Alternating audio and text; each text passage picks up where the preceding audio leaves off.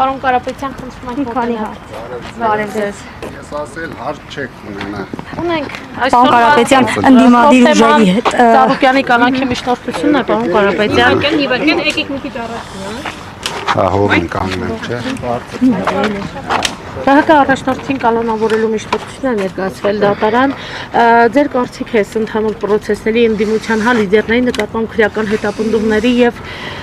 կարծես թե Փաշինյանի խոսքերը կատարվում են, պարոն Կարապետյան։ Ապօրինությունները շարունակվում են։ Կարապետյան, որպես Անդրեյ երկրի ներդրումային, այսպես հեղինակությունը, այս այն ամենը ինչ կատարվում է Ծառուկյանի հետ օրինակ այս օրերին։ Մեր երկրում վերջին տարիներին բացարձակ ներդրումներ չեն եղել, դրա համար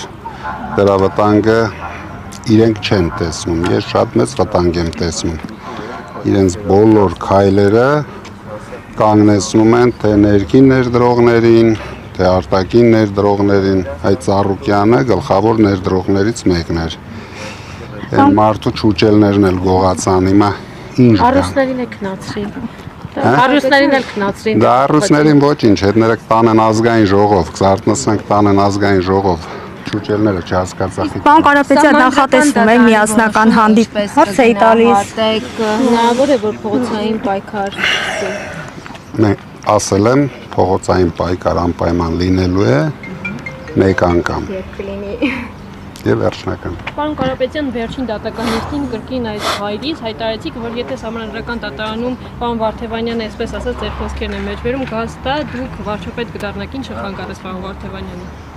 Վարդևանյանը իմ սպասելիքներից էլ շատ գազ տվեց, բայց այնտեղ զապարոժեց էր կանգնած։ Ոչ մի գազ չվերցրեց։ Պարոն Կարապետյան, հայտարարել էիք, որ ընդդիմությունը միասնական մարմին ձևավորելու մտադրություն ունի, երբ այդ մարմնի գործունեությունը կմեկնարկվի։ Դե բայց դուք տեսաք, արդեն հիմնական ուժերով մենք հայտարարությունը արեցինք։ Դրանից հետո հեսա կլինեն այլ ուժերի արձագանքներ, արդեն ունենք արձագանքներ, երբ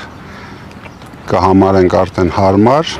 դա կձևավորվի։ Հանդիպում ունեցել եք ձեր այն անդամների հետ, ովքեր ազգային ժողովում պետք է աշխատեն եւ ինչ ռազմավարությամբ։ Հանդիպում ունեցել եմ։ Հունիսի 18-ին ձեր վերջին հարցազրույցի ժամանակ ասել եք հայտարարել եք այս համախմբված ընդդիմության մասին ու կոնկրետ, որ պետք է համակարգող խորհուրդ ստեղծեք, ուղիղ եթերներով ժողովրդի հետ այսպես կապի մեջ դուրս գաք եւ այլն, բայց այս քայլերից կարծես թե դեռ ոչ ոք չի իրականացվել։ Ուզում եմ հասկանալ, ինչա նախատեսում անել, ինչու ուտեցիք արժեն։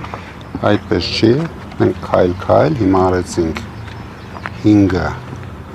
ամենանդիմադիր ուժերով հայտարարությունը, դրանից հետո հաջորդ քայլերը կլինեն։ Ես ձեզ ասել եմ, մենք հերթով քայլ գնալու ենք առաջ, դրա համար էլ ընտրեցինք ազգային ժողովը։ Ինչու ընտրեցիք արժեն, կներեք, խնդրում ավելի պարզաբանել ու ինձ հետաքրքրում է նաև արդյոք մանդատներ վերցնելով դուք իշխանության լեգիտիմությունը չեք ճանաչում։ Բացարձակ։ Կամության արդյունքները չեք ճանաչում։ Իշխանությունն էլ չուզեց իր լեգիտիմությունը ճանաչել։ Ես արել էի կոնկրետ առաջարկություն։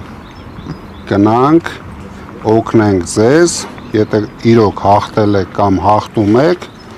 գնանք, ընտրվեք ճիշտ ձևով, օրինական ձևով, մենք էլ ձեր լեգիտիմությունը կճանաչենք։ Իրենք այլ ճանապարհ ընտրեցին։